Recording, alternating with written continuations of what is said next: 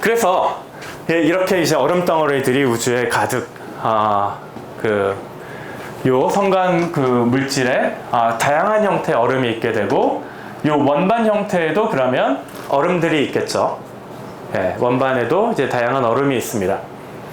근데 거기에 또 이제 굉장히 중요한 일이 발생할 수가 있어요. 일단 별이 만들어지기 시작을 하면 별에서 에너지가 높은 자외선이 좀 방출이 될 거예요. 그러면 얘네가 자외선을 받으면 어떻게 되느냐? 일산화탄소, 암모니아, 그 다음에 물, 메탄. 여러분 이제 유리 밀러 실험 기억하시나요? 어린 시절에 배운. 왜 지구에 유기분자가 있느냐? 과거 사람들은 유기분자는 항상 유기분자에서만 나온다라고 생각을 했었잖아요. 무기물이 유기물을 만든다, 이런 생각을 과거 사람들은 거의 한 적이 없었어요. 근데 이제 유리하고 밀러라는 사람이 요런 거랑 비슷하게 일산화탄소, 암모니아, 메탄 이런 거 섞어 놓고 자외선을 쪼이니까 거기서 유기분자가 만들어진다라는 걸 확인을 하고, 무기물에서도 유기물이 만들어지는구나. 이걸 처음으로 이제 화학 실험을 한 사람이 유리와 밀러라는 화학자였어요.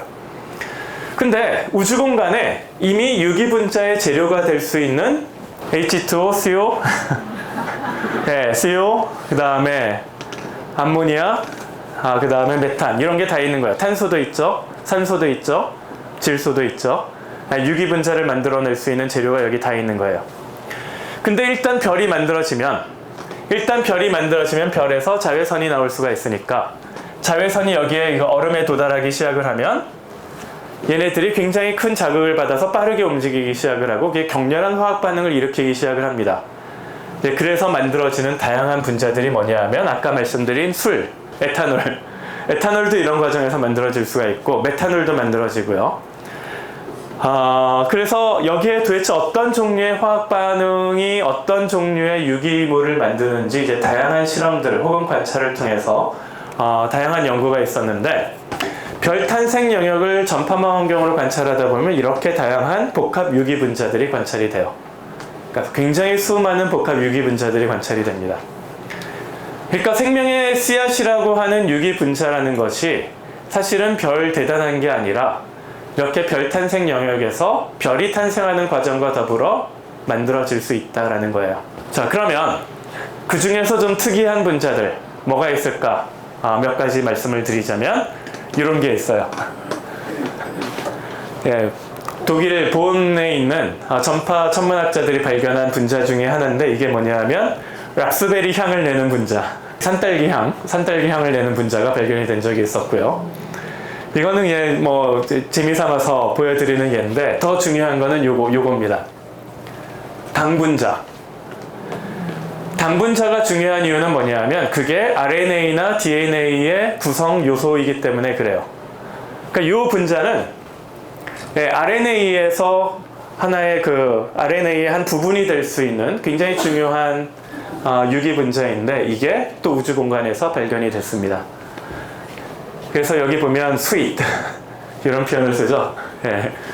아까 우주 공간이 일산화탄소 때문에 이제 독성이 강하다, 암모니아 때문에 이제 냄새가 안 좋다라고 말씀을 드렸는데, 우주 공간에 저런 당분자도 있기 때문에 단맛도 낼 수가 있고, 산딸기 향도 날 수가 있고, 다양한 분자들이 있다라는 거고요. 자, 그러면 여기까지 일단 말씀을 드리면, 자, 다시 이제 앞으로 돌아가서 별이 탄생하는 과정을 다시 이제 상기를 시켜드리자면, 중심부에 이제 별이 태어납니다. 그 주변에 원반 형태의 물질이 생겨요. 그리고 얼음이 잔뜩 있다라고 말씀을 드렸는데, 일단 별이 탄생하면 요 별 주변은 온도가 높으니까 얼음이 다 증발하겠죠. 그래서 요 안쪽은 얼음이 없습니다. 바깥쪽은 여전히 온도가 낮으니까 얼음 덩어리들이 많아요. 왜 바깥쪽은 목성이나 천왕성이나 토성처럼 거대한 행성이 있고 안쪽에는 지구와 같은 암석형 행성만 있느냐? 요 차이 때문에 그렇습니다. 요 안쪽에는 그냥 성간 먼지들이 뭉치면 돌멩이가 되겠죠. 또 돌멩이들이 뭉치면 소행성이 되고, 소행성들이 더 많이 뭉치면 그게 이제 행성이 되는 거예요. 근데 거기에는 그냥 암석형 행성만 만들어집니다. 지구와 같이 암석으로 구성이 된 행성이 만들어지는 건데 바깥쪽은 얼음이 많단 말이에요. 여러분 눈사람 쉽게 만들죠. 눈은 잘 뭉쳐지니까 눈싸움도 쉽게 하잖아요. 요 먼지들은 모래 같은 거예요. 모래 같은 거 이렇게 해봐야 잘 뭉쳐지지가 않아요. 그러니까 크기가 이렇게 크게 성장하기가 굉장히 어렵습니다. 하지만 얘네들은 물 분자라는 거는 극성이 있기 때문에 굉장히 쉽게 뭉쳐요.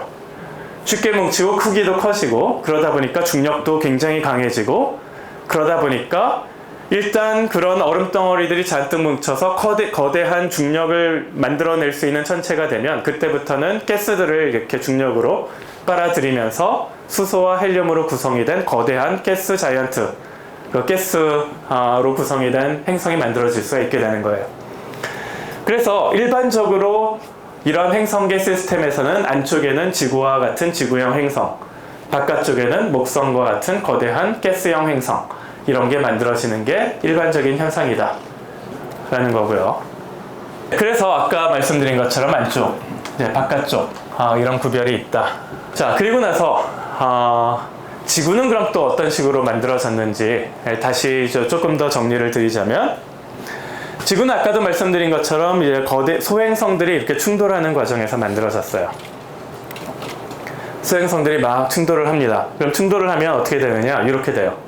그러니까 처음 지구가 만들어진 순간의 지구는 굉장히 뜨거웠습니다. 왜냐하면 충돌하니까 그 소행성들의 그 충돌 에너지가 굉장히 지구의 표면을 뜨겁게 달궈놨겠죠. 그래서 지구 지표면들은 그냥 거대한 용암덩어리와 같았다라고 생각하시면 돼요.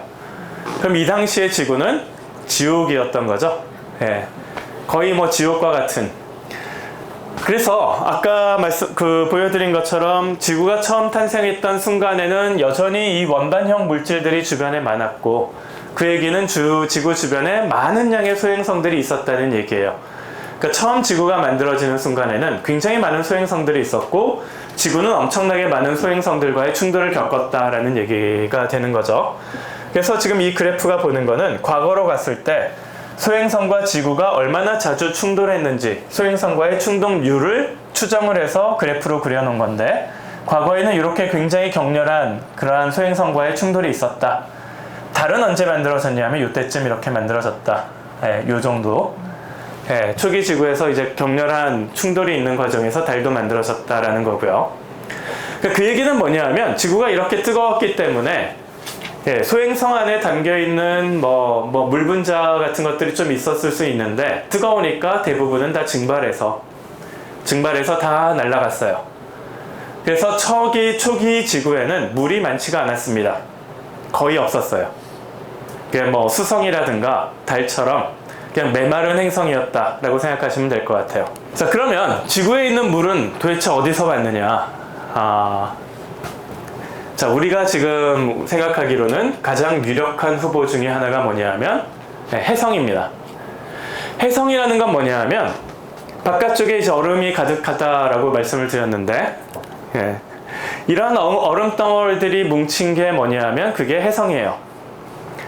해성이 이런 식으로 우리 지구에 다가왔을 때 이렇게 꼬리 모양이 만들어지는 이유는 뭐냐 하면, 이게 얼음 덩어리다 보니까 태양으로 가까이 오면 얼음들이 증발을 하게 되겠죠.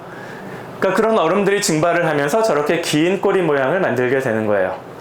그래서 그게 이제 해성이고요. 그러니까 해성이라는 거는 그냥 굉장히 지저분한 얼음 덩어리다, 먼지들이 잔뜩 섞여 있는 지저분한 얼음 덩어리다라고 생각하면 됩니다. 근데 중요하게는 그 얼음 안에 물 분자가 있고요. 일산화탄소, 암모니아, 메탄 이런 것도 있고, 아까도 말씀드렸지만 또 한 가지 중요하게는 다양한 형태의 유기 분자도 이 안에 담겨 있다라는 거고요. 그래서 우리가 이런 식으로 생각을 해볼 수가 있겠죠. 별이 탄생한 과정에서 원반이 만들어졌고, 주변에 수많은 해성들이 만들어졌고, 지구형 행성, 목성형 행성이 만들어지고, 지구는 처음 만들어졌을 때 굉장히 뜨거웠지만, 지구가 충분히 식고 난 뒤에 해성하고 지구가 충돌했으면, 그러면 해성에 담겨있는 물이 지구로 전달이 될 수가 있겠다. 우리가 그렇게 충분히 생각을 해볼 수가 있는 거죠. 그리고 실제로 그런 증거들은 꽤 많이 있고요. 그래서 실제로 그런지 정말로 지구에 있는 물의 기원이 해성인지를 탐색하기 위해서 현재 이제 저희 천문학자들이 해성에 대한 그 분석을 굉장히 많이 하고 있습니다. 그래서 그러한 그 미션 중에 하나가 로제타 미션이었는데, 로제타 미션이 이게 해성 67 PCG라고 하는 해성을 탐사하는 탐사선이었어요. 이 탐사선은 굉장히 특이한 탐사선이었는데, 이 해성은 목성 주변을 이렇게 떠돌아다니고 있던 해성이었고, 지구에서 탐사선을 보내서 목성에 근접해왔던 이 해성과 서로 도킹을 시켰습니다. 이걸 비유를 들기를 어떤 식으로 비유를 드냐 하면, 지구에서 말을 타고 가는 사람이 총을 쏴요.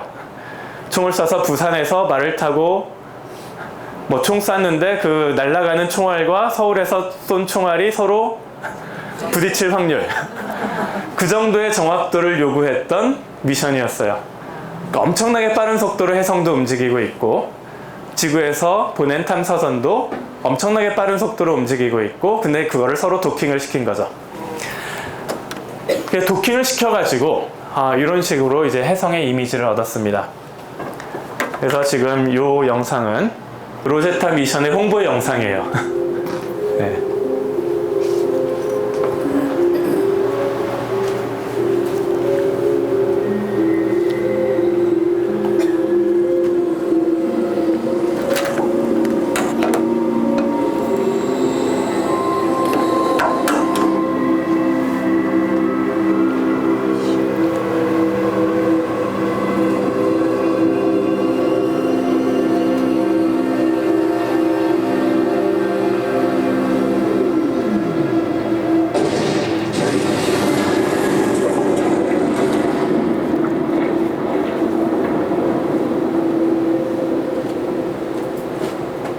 Enough. Walk with me. Perhaps we should find you something a little less challenging. I don't understand. I planned everything. Let me do it again.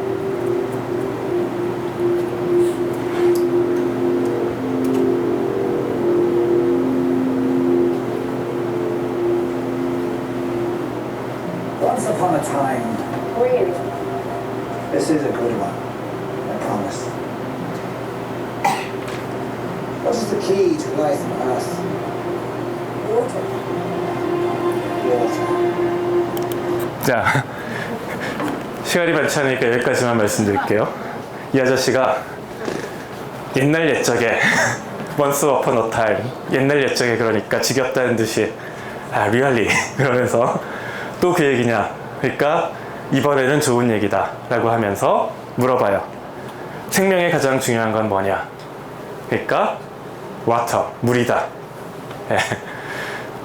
이게 그 로제타 미션의 홍보 영상인데, 로제타 미션을 우리가 하는 이유가 그 해성에 담겨있는 물의 성분을 분석하기 위한 거였거든요. 그래서 거기에 있는 물의 성분을 분석을 하면 정말로 지구에 있는 물이 저 해성에서 왔는지를 좀 파악을 해볼 수가 있기 때문에 그런 일을 하는 겁니다. 네, 여전히 once upon a time, 옛날 옛적에. After a 10-year journey, Rosetta and Philae had finally reached their destination. 이게 유럽 미션이었어요. 그래서 이사라는 게 이제 유럽의 나사 같은 곳입니다. Rosetta's exciting mission was to follow the comet as it traveled around the sun. She would learn all about the comet and how it changes as it gets warmer and warmer.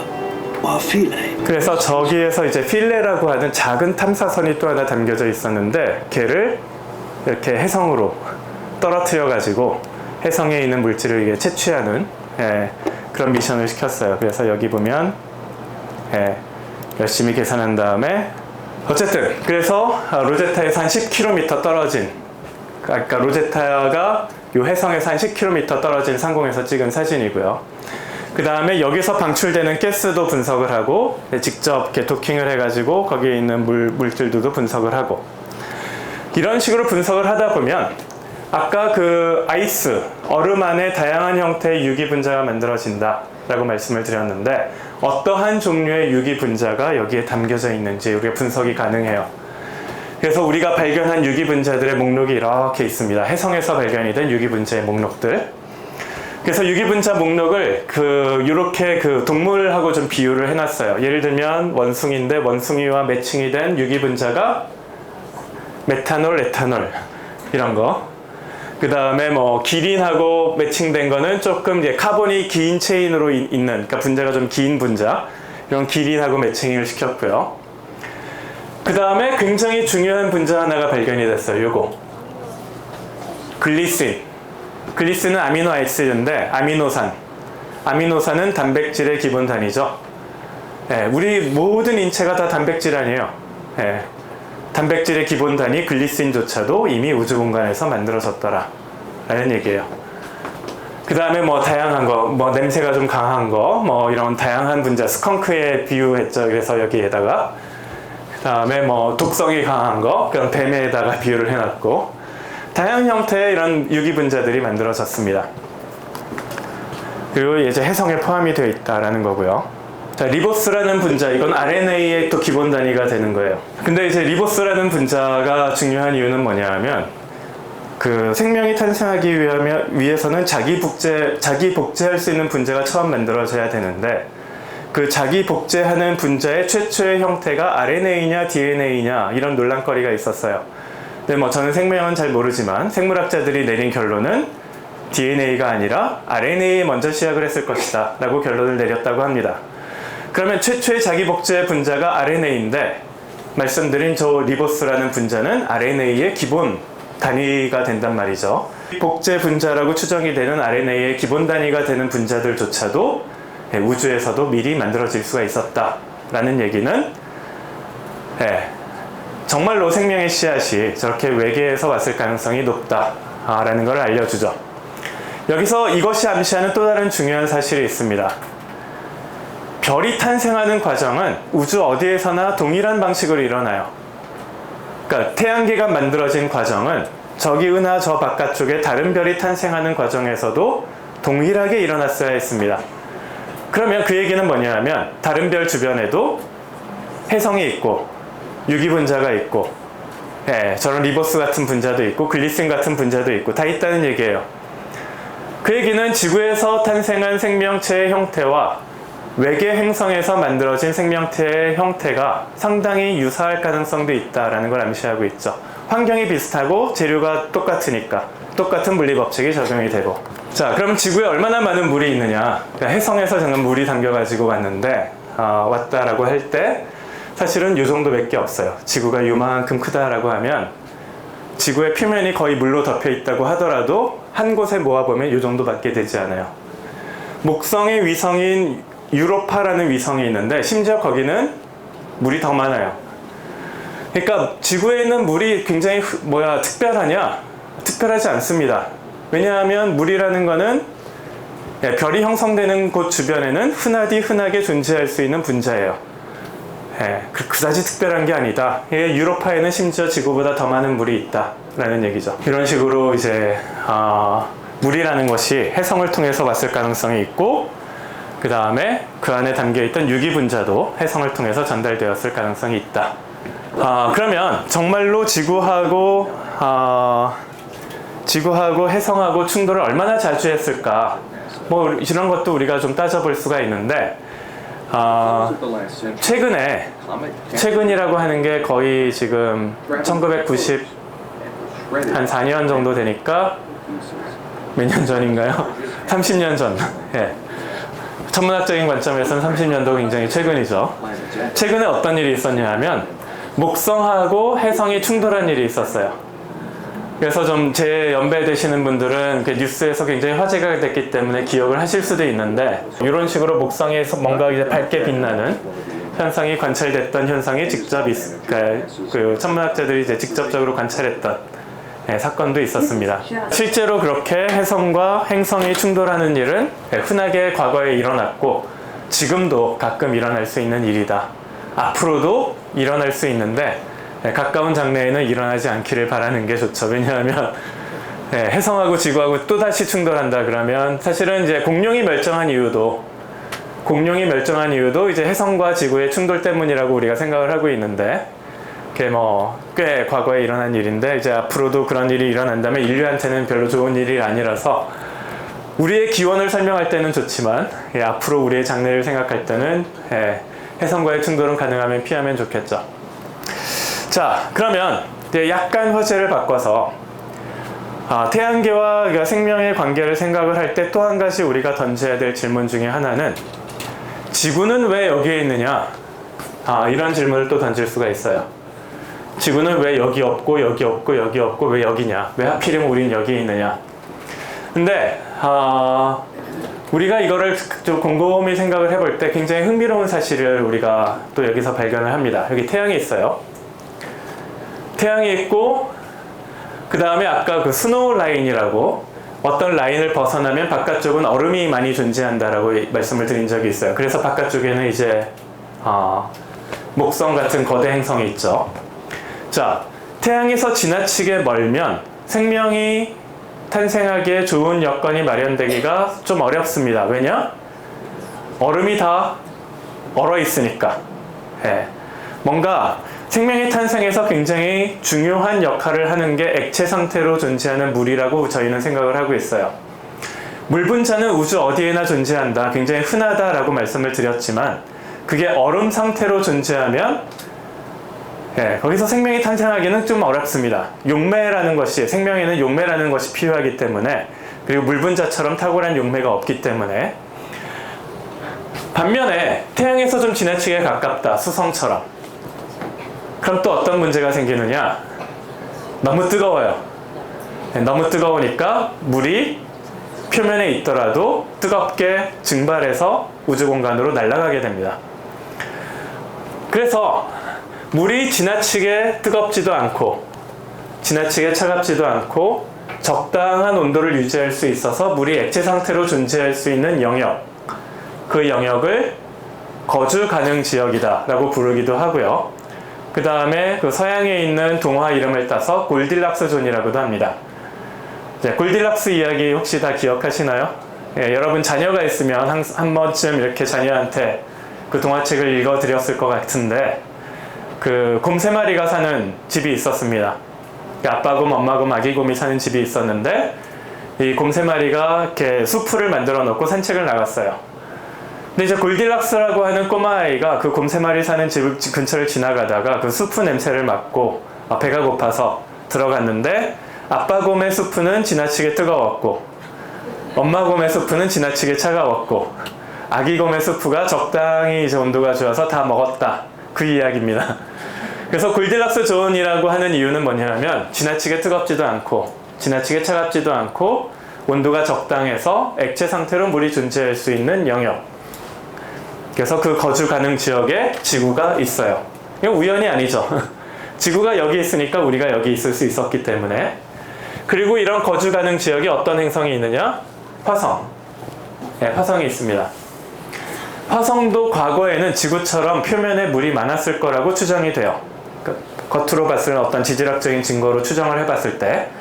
근데 이제 지금은 물 분자가 거의 없이 사라졌는데 그 중요한 이유 중에 하나가 지금 지구는 그게 회전을 하면서 그 지구 중심부의 내핵이 지구 중심부의 이제 물질이 이렇게 회전하면서 움직이면서 다이나모라는 현상을 만들어내고 그게 이제 강한 자기장을 만들어내는데, 자기장이 있으면 좋은 이유가 태양에서 오는 고에너지 입자들이 굉장히 많습니다. 근데 자기장이 있으면 그걸 보호를 해줘요. 그래서 자기장을 통해서 지구가 딱 보호가 되는데 화성은 더 이상 그러한 내핵, 그런 내적인 다이나모 현상이 일어나지를 않습니다. 그러다 보니까 과거 어느 순간에 자기장이 사라졌을 것이다 라고 추정이 되고요. 그러다 보니까 태양에서 오는 고에너지 입자들이 다 화성 대기를 그대로 통과를 하면서 대기를 파괴시키고 또 대기 분자들이 에너지를 얻어서 우주 공간으로 날아갔을 것이다 라고 추정을 하고 있어요. 그러니까 지구가 이제 골딜락스 존에 있다라는 것도 굉장히 특별하고, 그 다음에 지구의 대기를 자기장이 보호하고 있다라는 것도 굉장히 중요한 사실인 거죠. 자, 그러면 지구만 이렇게 특별하냐? 지구만 수많은 가능성 중에 굉장히 특별해서 지구만 저렇게 거주 가능 지역에 있는 행성이냐? 그렇지는 않아요.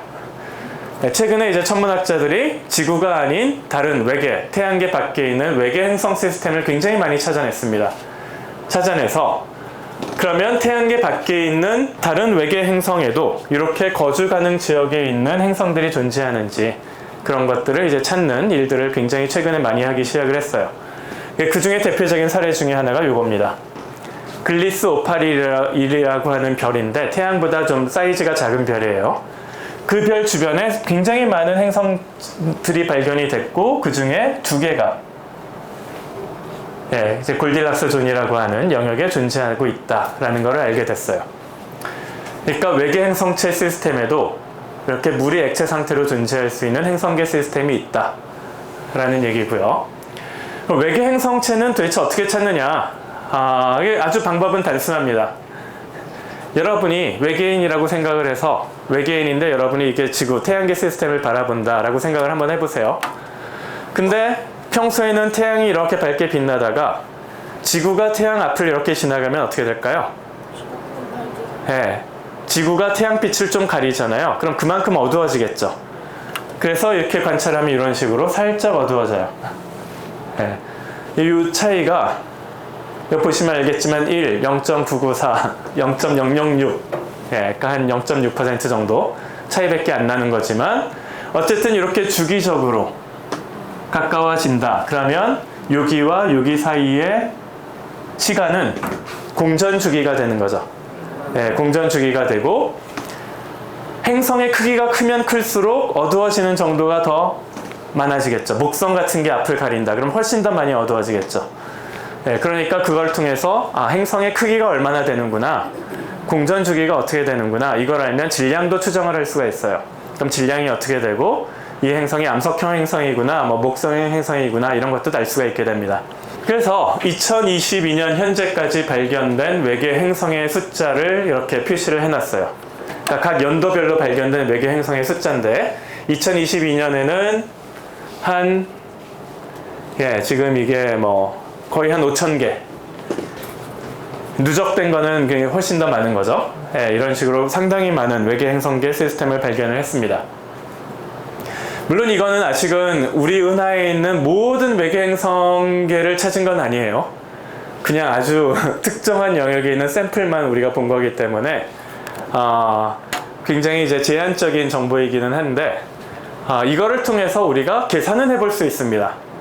우리가 살고 있는 은하에 지구처럼 골디락스 존에 물이 액체 상태로 존재할 수 있는 행성은 얼마나 많을까? 우리가 그 갤럽 조사할 때도 5천만 인구 다 조사하지 않잖아요. 그러니까 샘플링을 잘 해가지고 몇백 명, 몇천 명 조사한 다음에 그걸 통해서 이제 전 국민에 해당하는 의견을 이렇게 추정을 해내는 것처럼 이게 다 합쳐봐야 몇만 개 안 되지만 이 샘플링을 가지고 우리 은하에 존재하는 외계 행성계의 숫자, 그 다음에 그 중에서도 물이 액체 상태로 존재할 수 있는 거주 가능 지역에 존재하는 행성의 숫자 추정을 해볼 수가 있습니다. 몇 개나 될 것 같아요? 우리 은하에는 별이 한 2천억 개, 3천억 개 이 정도의 별이 있어요. 우리 은하에. 그럼 그 중에서 몇 개나 저런 행성이 존재할까? 1,000개. 1,000개. 400억 개. 저희가 추정하기로는 한 400억 개 정도 됩니다. 물론 그렇다고 해서 400억 개의 행성에 다 생명이 있다 이렇게 얘기할 수는 없어요. 그죠? 지구와 똑같은 환경이라고 하더라도 거기서 필연적으로 생명이 탄생하느냐, 이건 아직은 우리가 모르는 얘기입니다. 다만 또 다른 어떤 특별한 조건이 있어야, 어떤 조건이 만족되어야 생명이 탄생할 수 있을지 우리가 정확한 충분 조건을 모르기 때문에 몇 가지 필요 조건만 알 뿐이지, 그렇기 때문에 우리가 이 중에서 몇 분의 몇의 확률로 생명이 존재하는지는 모르지만 그래도 400억이잖아요.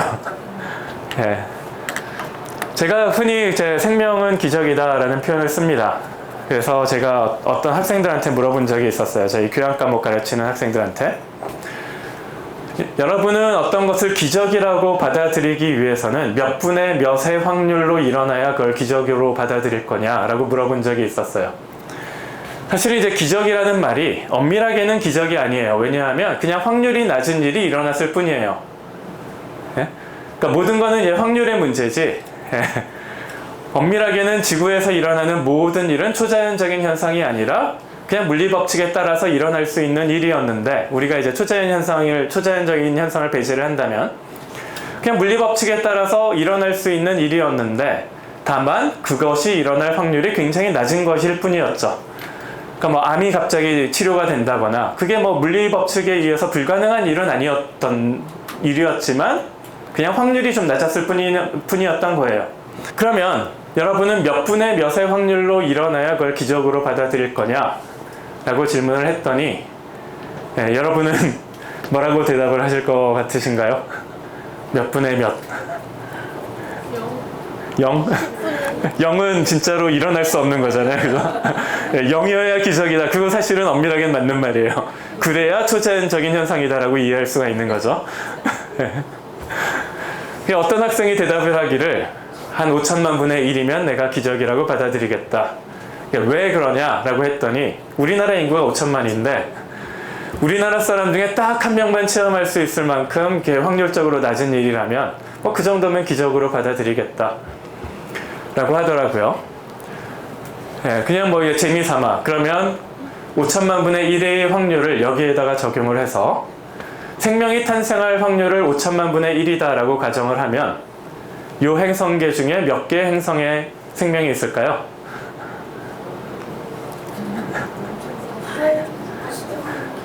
400억을 5천만으로 나누면 되잖아요. 그죠? 그럼 몇 개인가요? 800? 400억은 1억이 10의 8승이죠. 400억은 10의 10승입니다. 예. 그리고 1000만은 10의 7승이고, 그러니까 한 거의 1000개, 1000개 정도의 행성계에 생명이 있을 수가 있다라는 얘기예요. 그러니까 설사 5천만 분의 1이라는 굉장히 작은 확률이라고 하더라도, 샘플이 무지하게 많기 때문에 우리 입장에서는 그게 기적일 수 있어요. 5천만 분의 1의 확률을 뚫고 우리가 여기에 왔구나. 근데 우주의 입장에서는 그게 더 이상 기적이 아니라 그냥 뭐 평범하진 않지만 드물게는 있을 수 있는 일이다 라는 얘기가 되는 거겠죠. 물론 이제 우리는 아직은 정확한 확률을 몰라서 거기에 대한 정확한 답은 할 수는 없지만, 그렇기 때문에 우리가 외계 행성계에도 생명이 있는지 그거를 찾는 연구를 이제 조금씩 이제 천문학자들이 하기 시작을 했습니다. 시간이 아직 조금 있어서 조금만 더 말씀을 드릴게요. 자, 생명이라는 게 얼마나 기적적인 현상이냐, 이런 질문을 할 때 많은 사람들은 생명은 거의 불가능에 가깝다라고 생각을 하는 이유 중에 뭐냐 하면, 생명은 연약하다라고 생각하기 때문에 그래요. 우리는 뭐 길 가다가 이렇게 돌멩이 하나 떨어져도 쉽게 죽잖아요. 생명이 연약한데 어떻게 이렇게 쉽게 일어날 수 있느냐. 근데 그거는 우리의 관점에서 그렇게 생각하는 거고, 미생물의 관점에서 우리가 생각을 하다 보면 사실은 생명은 그렇게 연약하지가 않습니다. 그래서 대표적인 예가 이런 게 있어요. 얘가 뭐냐면 지옥의 간균이라는 거예요. 지옥에서도 살아남을 수 있는 미생물이다. 왜냐하면 얘는 지하 2.7km 땅 속에서 살고 있어요. 땅 속에서 산다는 얘기는 햇빛도 필요 없고 산소도 필요 없다는 얘기죠. 그냥 그 철과 이산화망간으로 대사작용을 하면서 에너지를 얻고 거기서 자기 복제도 하고 이러면서 살아가고 있어요. 그리고 땅속은 방사능이 많습니다. 그 엄청난 방사능 노출에도 살아남을 수가 있다라는 얘기죠. 그러면 얘네들은 화성 땅속에서도 얼마든지 살 수 있는 애들이에요. 금성 땅속에서도 살 수 있는 애들이고요. 그리고 심지어 소행성 안에 갇혀도 우주 공간에서도 살 수 있는 애들이에요. 우리가 화성 땅 파보면 뭐가 나올지 우리는 아직은 모릅니다. 소행성 안에도 심지어 어떤 생명체가 외계 행성계에서 만들어진 이런 미생물들이 그 바위 안에 갇혔다가 소행성 충돌 때문에 이게 튀어나와 가지고 우주 공간을 떠돌다가 지구로 떨어지지 말란 법이 없어요. 네. 심지어 지구에 있는 생명체가 그런 식으로 유래했을 가능성도 우리가 아주 배제를 하지 못합니다. 그러니까 행성 간 여행도 가능한 미생물들이 존재하더라. 그러니까 생명이라는 것이 연약한 것이 아니고요. 미생물의 단위로 가면 극한의 환경에서도 얼마든지 살 수가 있다라는 거죠. 그래서 지금 이런 것들을 우리가 지구에서 생명체들을 검색을 하다 보니까 화성, 금성, 소행성 이런 데서도 생존할 수 있는 그러한 극한의 생명체들이 발견이 되기 때문에 지금 이제 화성 탐사선을 보내서 화성에서의 생명의 흔적 이런 것들을 찾으려고 많은 노력을 하고 있고요. 그 다음에 뭐 유로파라든가 아니면은 뭐 엔셀라두스라든가 이런 데서 물이 좀 액체 상태로 존재하는 그러한 그 위성, 목성이나 토성의 위성에서 생명체가 혹시나 존재할 수 있는지 그런 탐사들을 지금 열심히 하려고 노력하고 있습니다. 그래서 지금 뭐 그 외계 생명이라는 그 주제는 그리고 생명이 우주적으로 보편적이냐라는 그 질문은 아직은 우리가 답을 모르는 주제이기 때문에 이거는 미래의 학문이에요. 그래서 여러분이 이제 아직 학생이고 여러분이 뭔가 위대한 과학자가 되겠다라고 했을 때 내가 여러분한테 추천할 수 있는 그 가장 좋은 주제 중에 하나가 요거입니다. 외계 생명 연구. 블랙홀이 멋있어 보이고 뭐 빅뱅이 멋있어 보이고 그래도 그거는 다 이미 과거의 지식이 되어버렸어요. 지식이라는 거는 이미 과거에 다 사람들이 발견한 거고요. 외계 생명이 있을까? 이거는 아직은 질문으로 남아있는 거죠. 질문은 미래의 학문이라는 뜻이에요. 그리고 굉장히 확률이 낮더라도 우리가 아무것도 안 하면 우리는 영원히 답을 찾을 수가 없기 때문에 우리는 어쨌든 이거를 시도를 하고 있다라는 얘기고요. 그래서 예를 들면 외계 행성계를 찾는 대표적인 사례 중에 하나가 여러분이 잘 아는 세티라는 프로젝트가 있죠.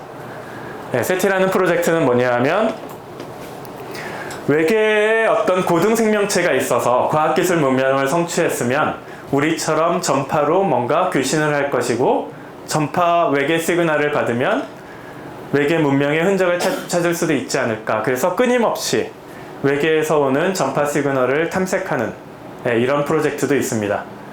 왜 하필이면 전파일까요? 전파 파장이 길으니까? 전파 파장이 긴 게 왜 좋을까요? 그래야 멀리까지 더 예. 전할 수 있어요. 우리 인터넷은 광통신으로 하거든요. 케이블로 이렇게 깔아서 광통신을 해요. 근데 왜 레이저를 탐색하지 않고 광통신 레이저를 탐색하지 않고 전파일까? 근데 사실은 우리가 처음 문명을 만들었을 때도 처음 통신 수단이 전파였어요. 왜 전파였을까요? 빛은 이런 빛으로도 충분히 정보가 전달이 가능합니다. 이런 백색광으로도. 근데 이건 문제는 뭐냐면 쉽게 차단이 되죠. 쉽게 차단이 되니까 정보 전달을 하기에 적합하지가 않아요. 전파는 벽 같은 거, 대기 같은 거, 구름 같은 거 쉽게 통과를 합니다. 그러니까 전파를 가지고 통신을 하기 시작을 했어요. 요즘은 이게 지하에 케이블 깔아가지고 이런 레이저, 요 백색광 같은 걸로 레이저 통신을 하는 게 가능해졌지만 어쨌든 이게 그 공중에서 데이터를 송신하기 위해서는 전파를 썼습니다. 똑같은 물리 법칙이 외계 행성계에도 적용이 되니까 그 사람들이 외계 문명을 만들었다. 그럼 걔네들도 통신을 할 때 당연히 전파를 쓰겠죠. 그리고 전파는 그러니까 성간 물질도 쉽게 통과가 되기 때문에 외계가 우리와 통신을 시도한다. 그러면 당연히 전파를 쓸 거예요. 그래서 이제 전파 채널을 가지고 이렇게 시도를 하는, 최근에 넷플릭스 3채에서도 이제 전파망원경으로 뭔가를 봤잖아요. 그 SF 영화에서. 외계 생명을 찾는 또 다른 방법. 이거는 굉장히 조금 어려운 방법인데 어떤 방법이 있을 수가 있냐 하면 별이 있고 지구가 있고 지구 대기가 있어요. 외계인이 지구를 탐색을 할 때 태양에서 나오는 빛이 지구 대기를 통과를 하면 지구 대기에 있는 물질이 빛을 흡수가 하니까 이런 흡수선이 만들어지겠죠. 그럼 이 흡수선 중에 보이는 게 뭐가 있냐면 물 분자 이런 게 있을 거예요. 이산화탄소도 있을 거고. 거기에서 예를 들어서 뭐 그 생명의 흔적이 될 만한 분자를 찾는다. 예를 들면 오존 아니면 산소 분자. 산소 분자나 오존 같은 경우는 우주에서 자연 발생적으로 만들어지지 않아요. 광합성을 통해서만 만들어질 수 있었던 분자예요. 그러면 외계인들이 지구 대기에서 오존이나 산소 분자의 흔적을 찾는다. 얘네가 광합성을 하는 생명체가 있네? 그렇게 확인을 해볼 수가 있겠죠. 아직은 이런 기술까지는 도달하지 않았지만 언젠가는 이런 기술이 우리가 적용이 될 거고, 그거를 통해서 외계 생명체에도 이런 광합성을 하는 생명체가 있는지 그런 걸 확인할 날이 몇십 년 내에 우리가 있지 않을까라고 저희는 기대를 하고 있습니다. 그래서 결론적으로 이게 칼 세이건이 코스모스에도 아마 언급이 되어 있을 거예요. 이게 파이오니어 플레이크라는 건데요. 파이오니어라는 것도 이제 그 우주 탐사선이었죠. 우리 태양계를 보이저 같이 이제 그 탐사선이었는데, 여기에다가 칼 세이건이 이런 금판에다가 이런 그림을 새겨가지고 실어서 보냈어요. 그래서 혹시라도 외계인이 그거를 발견을 하면 요거를 통해서 지구인의 문명의 흔적을 좀 발견할 수 있기 위해서 그런 바람을 가지고 보냈습니다. 각각이 의미하는 게 뭐냐 하면 이게 은하의 중심입니다. 은하의 중심이고 여기 이런 식으로 있는 거는 뭐냐 하면 0101 이런 이진법이에요. 그래서 이 숫자 각각이 나타내는 게 뭐냐 하면 요거 하나하나가 그 펄사라고 하는, 이게 굉장히 이제 그 중성자별이 굉장히 자기장을 뜨고 굉장히 빨리 회전을 하면서 틱틱틱틱 하는 시그널을 보내는 천체가 있는데, 그 펄사의 주기고요, 프리퀀시. 그리고 각 은하의 중심으로부터 상대적인 위치가 어떻게 되어 있는지를 표시를 하고 있어요. 그러니까 외계 문명이 천문학을 발달시켰으면 이거를 보고 이거 펄사구나 이해할 수 있게. 그 다음에 이 태양이 여기 있고 이 파이오니어가 여기서 출발해서 이렇게 나갔다라는 거 이해할 수 있게. 그 다음에 이 파이오니어 호하고 실제 사람의 크기가 정확하게 이제 똑같은 비율로 표시가 되어 있어요. 그래서 사람의 크기가 이 정도 되는구나. 그 다음에 남자와 여자가 있구나. 남자와 여자가 있다. 이것도 굉장히 중요한, 생물학적으로는 중요한 건데, 왜냐하면 진화의 관점에서 두 개의 다른 성이 이런 식으로 이제 그 자기 복제를 하는 방식이 생명의 다양성 증가에 굉장히 중요한 역할을 했습니다. 그러니까 외계 문명을 발달시켰을 만큼 지능이 발달한 아마 생명체가 있다면 그 생명체도 아마 자기 복제를 하는 생명체가 아니라 이런 식의 어떤 성 비슷한 역할을 하는 그러한 방식으로, 다른 성의 방식으로 복제를 하지 않았을까라고 생각을 해요. 그래서 아마 그게 맞다면 요 두 사람, 남자와 여자가 있는 모습도 아마 그 사람들이 이해하지 않을까라고 기대를 하는 거고요. 그 다음에 요거는 뭐냐 하면 그 성간 물질이 수소 원자가 있는데, 수소 원자에서 그 중심부 양성자가 있고 주변에 전자가 도는데, 전자가 스핀업, 스핀다운 하면서 21cm에서 전파가 방출이 되거든요. 그래서 그 모습을 여기다 그려놓은 거예요. 근데 저거는 외계인이 이해할지 잘 모르겠어요. 왜냐하면 스핀이라는 개념이 이제 인간이 인위적으로 만들어 놓은 개념이기 때문에. 어쨌든 뭐 저런 것들을 혹시나 이해할까라는 바람에서 저런 식으로 외계인들이 발견하기를 바라는 마음으로 이게 저를 보낸 거고요. 저런 프로젝트를 하다 보면, 아니면 인터넷이나 유튜브 같은 데 보면 항상 이런 답글을 다는 사람이 있습니다. 저런 거 하지 마라. 외계인이 우리를 발견해서 우리를 침공하면 어떻게 되느냐, 이런 생각을 하는 사람들이 있잖아요. 우리는 그런 두려움에 사로잡히기도 해요, 가끔가다. 그 이유가 뭐냐면 저것 때문에 그렇습니다. 인간한테는 원죄가 있거든요. 원죄라는 게 뭐냐 하면, 조금 힘이 센 문명이 힘이 약한 문명을 만났을 때 인간이 얼마나 폭력적으로 다른 문명을 대했는지, 과거에 우린 역사적인 경험이 굉장히 뿌리 깊이 남아있기 때문에 외계 문명이 우리한테 찾아왔다면 우리보다 훨씬 더 발달한 문명이고 힘이 센 문명일 텐데 우리를 똑같은 방식으로 대하지 않을까라는 어떤 두려움에 사로잡혀 있는 거죠. 칼 세이건이 코스모스 책에서 이 얘기를 굉장히 많이 다룹니다. 그리고 나서 그렇다면 외계 문명이 지구를 찾아왔을 때 과연 저들이 유럽인들이 아마존의 원주민을 대했듯이 우리를 대할까? 거기에 대한 디스커션을 굉장히 많이 해요, 코스모스에서. 근데 칼 세이건은 아마도 아닐 것이다 라고 생각을 합니다. 그러면서 왜 그러냐? 지구가 아까 그 코스모스 얘기를 지난 시간에도 말씀을 드렸지만 코스모스를 쓴 가장 큰 이유 중에 하나가 뭐냐 하면 당시에 냉전이라는 시대에서 과연 인간은 살아남을 수 있을 것이냐, 그러면 냉전 시대의 우리의 희망은 무엇이냐 라고 할 때 인간은 이렇게 위대한 천문학적인 성취를 이룰 만큼 위대한 이성을 갖고 있고 그렇기 때문에 이거를 통해서 우리는 합리적인 선택을 할 수 있다라는 희망을 인류한테 던져주기를 원했습니다. 그리고 나서 외계인에 대한 디스커션을 하면서 만일 외계인이 지구를 방문할 수 있을 만큼 고도의 문명을 갖췄다면 그들의 문명의 시간은, 지구는 지금 기껏해야 100년인데 과학기술 문명의 시간이, 그들의 시간은 1000년, 10,000년 이렇게 될 거예요. 1000년, 10,000년이라는 시간 동안 그 파괴적인 문명의 힘을 갖고 있으면서도 멸망하지 않고 유지가 되었다라고 한다면 그들은 분명히 뭔가 있는 사람들일 것이다. 그러니까 우리처럼 폭력적이지 않고 자신의 폭력성을 극복할 수 있고 인간의 이성으로 그러한 모든 위기를 이미 현명하게 극복한 경험이 있는 사람이 아닐까라고 칼 세이건은 은연중에 암시를 해요. 그래서 우리와 그들은 친구가 될 수 있을 것이다 라고 기대를 합니다. 그래서 그러한 관점에서 코스모스를 읽으시면 인류한테 어떤 메시지를 주기를 원했구나. 그러니까 사실은 칼 세이건이 바란 이상적인 외계 문명의 모습은 인간이 어떠한 모습을 미래에 하기를 원하는지를 외계인에 빗대서 그렇게 바랬던 거죠. 우리 인간은 1000년, 10,000년 지속이 되는 그러한 문명이길 바란다. 그래서 외계 행성을 찾아갈 수 있는 그래서 외계인들과 친구가 될 수 있는 그러한 문명이길 바란다 라는 메시지를 사람들한테 전해주기를 원했던 거예요.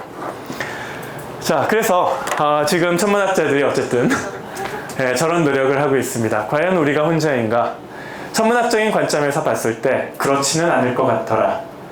외계 생명의 확률은 매우 높을 것 같고 언젠가는 우리는 외계 생명을 찾을 수 있지 않을까라고 기대를 하고 바라기는 제가 죽기 전에, 제가 이제 죽을 날이 저도 얼마 안 남아서 몇십 년이라는 시간이 남아있는데 제가 죽기 전에 화성이 되었든 외계 행성 시스템이 되었든 생명의 증거를 찾을 수 있기를 간절히 바라고 있습니다.